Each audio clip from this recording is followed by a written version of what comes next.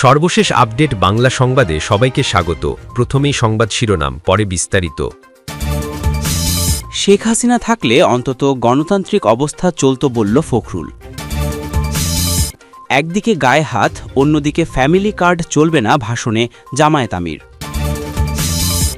বর্তমানে জামায়াত ফ্যাসিস্টের মতো আচরণ করছে। ধর্মীয় অনুভূতি অপব্যবহার করে প্রচারণা চালাচ্ছে একটি দল বলছে মাহাদি আমিন। এবং সর্বশেষ বিএনপি প্রার্থীদের জন্য অশনি সংকেত, বিদ্রোহীরা। শেখ হাসিনা থাকলে অন্তত গণতান্ত্রিক অবস্থা চলত বলল ফখরুল। বর্তমান রাজনৈতিক পরিস্থিতি নিয়ে বিএনপি মহাসচিব মির্জা ফখরুল ইসলাম আলমগীর বলেছেন, আগে নির্বাচনে নৌকা ও ধানের শীষ দুই প্রতীক ছিল, এবার নৌকা নেই। নৌকার কাণ্ডারি সাবেক প্রধানমন্ত্রী শেখ হাসিনা দেশ ছেড়ে ভারতে চলে গেছেন, দিল্লিতে বসে আছেন। জনগণকে বিপদের মুখে ফেলে তিনি পালিয়ে গেছেন। থাকলে অন্তত একটা গণতান্ত্রিক অবস্থা চলত। গতকাল সোমবার দুপুরে ঠাকুরগাঁওয়ের বেগুনবাড়ি ইউনিয়নের বিডি উচ্চ বিদ্যালয় মাঠে নির্বাচনী গণসংযোগে কথা বলেন ঠাকুরগাঁও ১ আসনে বিএনপির প্রার্থী মির্জা ফখরুল। বিএনপি মহাসচিব বলেন, পাকিস্তানের শোষণ নির্যাতনের কারণেই বাংলাদেশ স্বাধীন হয়েছে। পাকিস্তানের সঙ্গে যুদ্ধ করে আমরা দেশ স্বাধীন করেছি, অথচ যারা শেষ মুহূর্তে পাকিস্তানি সেনাবাহিনীকে সহযোগিতা করেছে, আজ তারা আবার দেশ শাসনের জন্য ভোট চাচ্ছে। তাদের ভোট দিয়ে দেশের সর্বনাশ করবেন না। আমরা ৭১ সালকে মাথায় তুলে রাখতে চাই, কারণ ওটাই আমাদের ও বাংলাদেশের অস্তিত্ব। হিন্দু সম্প্রদায়ের উদ্দেশ্যে তিনি বলেন, হিন্দু ভাই বোনেদের মধ্যে একটি ভয় কাজ করে, তারা সংখ্যালঘু, তাদের ওপর নির্যাতন হতে পারে। কিন্তু বিএনপি স্পষ্টভাবে বিশ্বাস করে এই দেশে কেউ সংখ্যালঘু নয়। দেশনেত্রী খালেদা জিয়া পরিষ্কার করে বলে গেছেন, এই দেশে সংখ্যালঘু কেউ নেই, সবাই বাংলাদেশের নাগরিক। এই দেশের সবাই সমান নাগরিক, তাই কাউকে ভয় পাওয়ার কোনো কারণ নেই। সবাই বুক উঁচু করে দাঁড়াবেন, আমরা আপনাদের পাশেই থাকব। মির্জা ফখরুল প্রতিশ্রুতি দিয়ে বলেন, আমি কথা দিচ্ছি বিএনপি সবসময় আপনাদের অধিকার রক্ষা করবে। হিন্দু মুসলমান নির্বিশেষে সব নাগরিকের অধিকার, বিশেষ করে মা বোনেদের অধিকার রক্ষায় বিএনপি আপোষহীন থাকবে। এ সময় সদর উপজেলা বিএনপির সভাপতি আব্দুল হামিদ সহ দলের বিভিন্ন পর্যায়ে নেতাকর্মীরা উপস্থিত ছিলেন। একদিকে গায়ে হাত, অন্যদিকে ফ্যামিলি কার্ড চলবে না জামায়াত আমির। বাংলাদেশ জামায়াতে ইসলামীর আমির ড মোহাম্মদ শফিকুর রহমান বলেন, একদিকে গায়ে হাত, অন্যদিকে ফ্যামিলি কার্ড, এ দুটো একসঙ্গে চলতে পারে না। যাদের হাতে মা বোনেরা এখনই নিরাপদ নয়, তারা ভবিষ্যতে কি করবেন তা সহজে বোঝা যাচ্ছে। তিনি বলেন, আমাদের প্রতীক দাড়িপাল্লা, পাল্লার মাপে কোনো কম বেশি করব না, যার যা প্রাপ্য তা বুঝে দেব। মঙ্গলবার ২৭ জানুয়ারি সকালে যশোর ঈদগাহ ময়দানে নির্বাচনী জনসভায় প্রধান অতিথির বক্তব্যে তিনি এসব কথা বলেন। জেলা জামায়াতের আমির গোলাম রসুলের সভাপতিত্বে জনসভায় বিশেষ অতিথির বক্তব্য রাখেন সেক্রেটারি জেনারেল মিয়া গোলাম পরোয়ার, ইসলামী ছাত্র শিবিরের কেন্দ্রীয় সভাপতি নুরুল ইসলাম সাদ্দাম।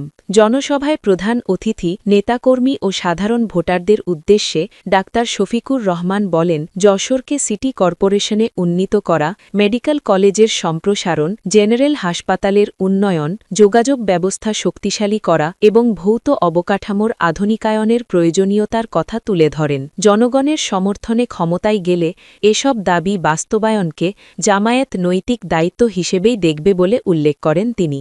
আসন্ন নির্বাচনকে দেশের জন্য একটি গুরুত্বপূর্ণ সন্ধিক্ষণ হিসেবে আখ্যা দিয়ে জামায়াত আমির বলেন, এটি কেবল ক্ষমতা বদলের লড়াই নয়, বরং জনগণের রায়ের মাধ্যমে রাজনীতির গতিপথ পাল্টে দেওয়ার সুযোগ। পরিবার কেন্দ্রিক বা গোষ্ঠীগত রাজনীতির পরিবর্তে জনগণ কেন্দ্রিক রাজনীতি প্রতিষ্ঠার আহ্বান জানান তিনি। ভোটকে গণভোটের সঙ্গে তুলনা করে দাড়িপাল্লা প্রতীকে হ্যাঁ ভোট দেওয়াকে মুক্তির পথ হিসেবে ব্যাখ্যা করেন ডাক্তার শফিকুর রহমান। নারীদের প্রতি আচরণের প্রসঙ্গ টেনে তিনি আরও বলেন, যেসব দল প্রকাশ্যে নারীদের কল্যাণের কথা বলে নানা প্রতিশ্রুতি দেয়, তাদেরই নির্বাচনী প্রচারে নারী কর্মীদের গায়ে হাত তোলার মতো ঘটনা ঘটে, যা পুরো সমাজের জন্য লজ্জাজনক। তিনি স্পষ্ট করে বলেন, মায়েদের অসম্মান কোনোভাবেই মেনে নেওয়া যায় না। আচরণবিধি লঙ্ঘনের ঘটনা ঘটলে তা সংশ্লিষ্ট কর্তৃপক্ষকে জানানোর আহ্বান জানিয়ে জামায়াত আমির বলেন, আইন কখনোই নিজের হাতে তুলে নেওয়া যাবে না। একই সঙ্গে যুব সমাজকে এ ধরনের অন্যায়ের বিরুদ্ধে সচেতনভাবে রুখে দাঁড়ানোর আহ্বান জানানো হলেও সংঘাতে না জড়ানোর পরামর্শ দেওয়া হয়। জনসভায় দাড়িপাল্লা প্রতীক ও হ্যাঁ ভোটের পক্ষে স্লোগান ওঠে। ডাক্তার শফিকুর রহমান বলেন, জনগণের অধিকার, ন্যায়ভিত্তিক রাষ্ট্র ও সুশাসন প্রতিষ্ঠার লক্ষ্যেই এই নির্বাচনী প্রচারণা পরিচালিত হচ্ছে। যশোরবাসীর প্রতি তিনি আহ্বান জানান, ঐক্যবদ্ধভাবে একটি নতুন বাংলাদেশ গড়ার আন্দোলনে সক্রিয়ভাবে যুক্ত হওয়ার জন্য। নির্বাচনী জনসভায় আরও বক্তব্য রাখেন কেন্দ্রীয় নির্বাহী পরিষদ সদস্য মুবারক হোসেন, কেন্দ্রীয় কর্মপরিষদ সদস্য ও যশোর ১ আসনের সাংসদ প্রার্থী মাওলানা আজিজুর রহমান, যশোর ২ আসনের সাংসদ প্রার্থী ডাক্তার মোসলেহুদ্দিন ফরিদ, অঞ্চল টিম সদস্য ড আলমগীর বিশ্বাস, নড়াইল জেলা আমির আতাউর রহমান বাচ্চু, মাগুরা জেলা আমির এমবি বাকের, বিশিষ্ট আইনজীবী ও যশোর ৫ আসনের সাংসদ প্রার্থী অ্যাড গাজী এনামুল হক, যশোর ৩ আসনের সাংসদ প্রার্থী ভিপি আব্দুল কাদের, যশোর ৬ আসনের সাংসদ প্রার্থী প্রফেসর মুক্তার আলী, মাওলানা হাবিবুর রহমান, যশোর জেলা সেক্রেটারি অধ্যাপক আবু জাফর সিদ্দিকী, জেলা সহকারী সেক্রেটারি অধ্যাপক মুনিরুল ইসলাম, শহীদ আবদুল্লার বাবা আব্দুল জব্বার, খেলাফত মজলিস জেলা সভাপতি মাওলানা আবদুল্লাহ, এনসিপি দক্ষিণ অঞ্চল সংগঠক সাকিব শাহরিয়ার, খেলাফত মজলিস জেলা সেক্রেটারি মাওলানা মাসুম বিল্লাহ, এনসিপি কেন্দ্রীয় সদস্য খালিদ সাইফুল্লাহ জুয়েল, এনসিপি জেলা প্রধান সমন্বয়কারী নুরুজ্জামান, খেলাফত মজলিস জেলা সহভাপতি হাফেজ মাওলানা আশেক এলাহি, বৈষম্য বিরোধী ছাত্র আন্দোলনের যশোর জেলা মুখ্য সমন্বয়কারী আমানুল্লাহ আমান, শিবির যশোর শহর শাখার সভাপতি এএইচএম শামীম এবং শিবির যশোর পশ্চিম শাখার সভাপতি ইসমাইল হোসেন প্রমুখ। বর্তমানে জামায়াত ফ্যাসিস্টের মতো আচরণ করছে। বিএনপির ভাইস চেয়ারম্যান ও কুমিল্লা ৩ মুরাদনগর আসনে দলের প্রার্থী কাজী শাহ মোফাজ্জল হোসেন কায়কোবাদ বলেছেন, ফ্যাসিস্ট সরকার বিদায় নিয়েছে, কিন্তু বর্তমানে জামায়াত ইসলামী ফ্যাসিস্টের মতোই আচরণ করছে।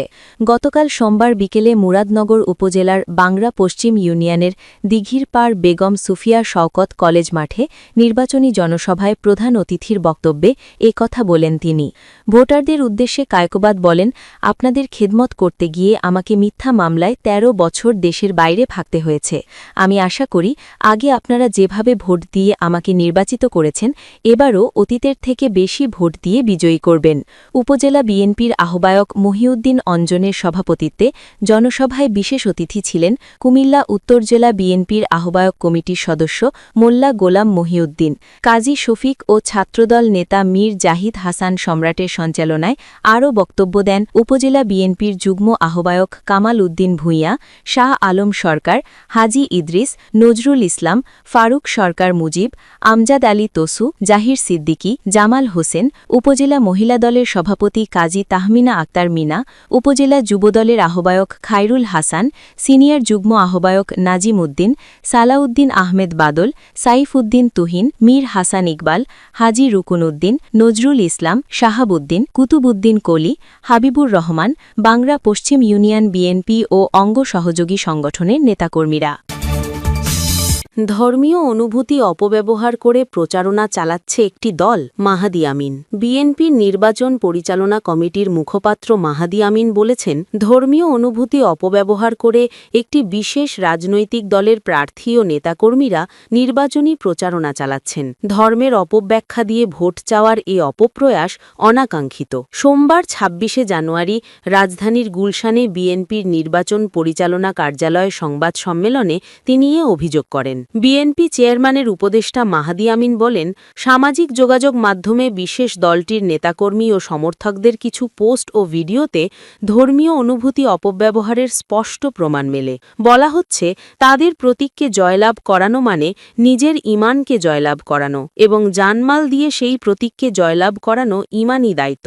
আরও বলা হচ্ছে, কবরে গিয়ে বলা যাবে দিন কায়েমের জন্য ওই প্রতীকে ভোট দেওয়া হয়েছে। তিনি আরও বলেন, এটি দৃশ্যমান যে যে ধর্মীয় বিশ্বাস ও আবেগকে ব্যবহার করে দেশের ভোটারদের প্রভাবিত করার চেষ্টা নির্বাচনের স্বচ্ছতা, নিরপেক্ষতা, অবাধ ও সুষ্ঠু পরিবেশকে মারাত্মকভাবে ক্ষুণ্ণ করছে।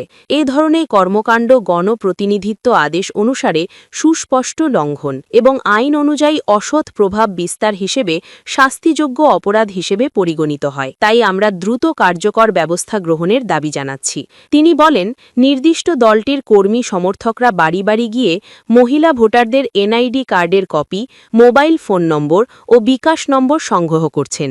এ বিষয়ে আমরা নির্বাচন কমিশনকে অবহিত করেছি। বিষয়টি আমলে নেওয়ায় নির্বাচন কমিশনের প্রতি আমরা কৃতজ্ঞতা জানাচ্ছি।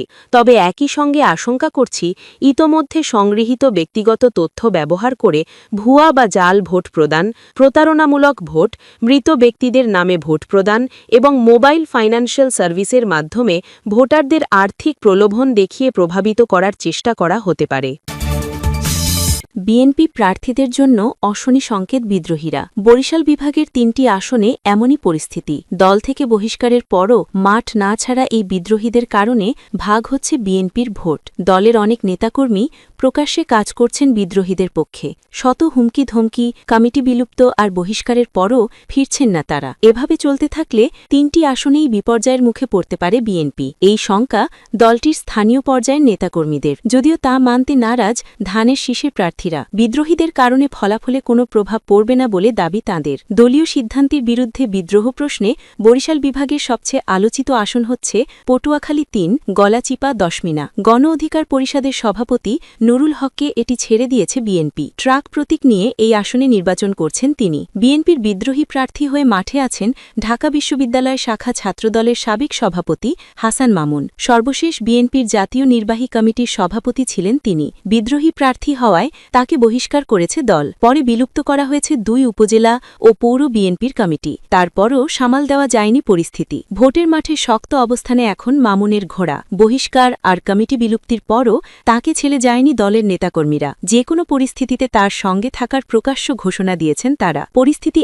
এমন যে কঠিন হয়ে পড়েছে নূরের ভোটের মাঠ। আওয়ামী লীগ অধ্যুষিত এলাকা হিসাবে পরিচিত পটুয়াখালী ৩-এ কখনোই জেতেনি বিএনপি। ধানের শীষ প্রশ্নে বন্ধা এই এলাকায় দলকে শক্তিশালী করেছেন মামুন। বহু বছরের চেষ্টায় গড়েছেন বিএনপির শক্ত ঘাঁটি। মামুনের তৈরি করা সেই মাঠে হঠাৎ করে নূরের উপস্থিতি যেন কোনোভাবেই মানতে পারছেন না স্থানীয় বিএনপির নেতাকর্মীরা। সেই মানতে না পারা থেকেই বিদ্রোহ ছড়িয়েছে কর্মী সমর্থকদের মধ্যে। গলাচিপা পৌর বিএনপির সদ্য সাবেক সভাপতি মিজানুর রহমান বলেন, তিনি তো জাতীয় নেতা, নির্বাচন করছেন নিজের জন্মস্থানে, তার কেন অন্য দলের সমর্থন লাগবে? এতেই তো প্রমাণ হয় এলাকায় তার জনপ্রিয়তা কতটুকু। তাছাড়া আমরা তো ধানের শীষের বিরুদ্ধে নির্বাচন করছি না, করছি ট্রাকের বিরুদ্ধে। ইনশাল্লাহ হাসান মামুনের জয় নিয়েই ফিরব ঘরে। প্রায় একই কথা বলেন দশমিনা উপজেলা বিএনপির নেতাকর্মীরা। ভোটযুদ্ধ প্রশ্নে হাসান মামুন বলেন, ১২ ফেব্রুয়ারি প্রমাণ হবে নির্বাচনী এলাকার মানুষ কাকে বেশি ভালোবাসে। তবে বিদ্রোহী প্রার্থী প্রশ্নে নুরুল হক নূর বলেন, বিএনপির একটি ক্ষুদ্র অংশ রয়েছে তার সঙ্গে। সাধারণ কর্মী সমর্থকরা কিন্তু ট্রাকের পক্ষেই কাজ করছে।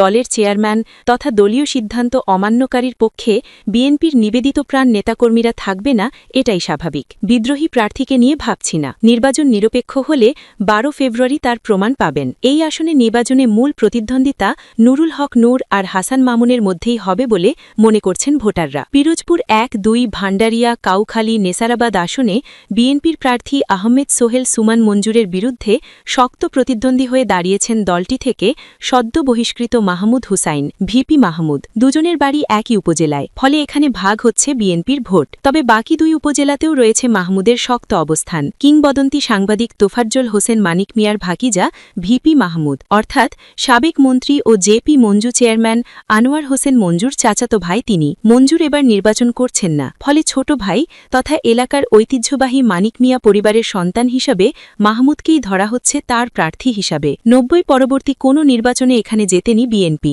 জনসমর্থনের দখল ছিল আনোয়ার হোসেন মঞ্জুর হাতে। সর্বশেষ ২৪-এর নির্বাচনে এর ব্যতিক্রম ঘটলেও ৩ উপজেলাতেই রয়েছে মঞ্জুর নিজস্ব ভোট ব্যাংক। এর সঙ্গে ধানের শীষের ভাগ হওয়া ভোট যোগ হয়ে মাহমুদকে বানিয়েছে কঠিন প্রতিদ্বন্দ্বী। বিএনপির বিপুল সংখ্যক নেতাকর্মী কাজ করছেন তার পক্ষে, ফলে ক্রমশ অমসৃণ হয়ে পড়ছে ধানের শীষের বিজয়। ভোটযুদ্ধের সর্বশেষ পরিস্থিতি প্রশ্নে ভিপি মাহমুদ বলেন, আমার প্রতিটি সভা আর উঠান বৈঠক দেখুন, হাজার হাজার মানুষ স্বতঃস্ফূর্তভাবে নেমেছে ঘোড়া প্রতীকের পক্ষে। এটা কেবল ভান্ডারিয়া নয়, কাউখালী আর নেসারাবাদেও। পাশাপাশি অন্যদের করা সভা সমাবেশগুলো মেলান, তাহলেই প্রমাণ পেয়ে যাবেন ভোটাররা কার পক্ষে। তবে নির্বাচনী এলাকায় বিদ্রোহী প্রার্থীর অবস্থান মানতে রাজি নন ধানের শীষের প্রার্থী সুমন। তিনি বলেন, বিএনপির এবার যে গণজোয়ার সৃষ্টি হয়েছে তাতে বাকিরা স্রেফ ভেসে যাবে। ধানের শীষ প্রশ্নে আমি কাউকেই থ্রেট মনে করছি না। দলের কেউ ঘোড়া প্রতীকের পক্ষে কাজ করছে না বলেও দাবি করেন তিনি। এই আসনে সুমন ও ভিপি মাহমুদ ছাড়াও আলোচিত প্রার্থী হিসাবে রয়েছেন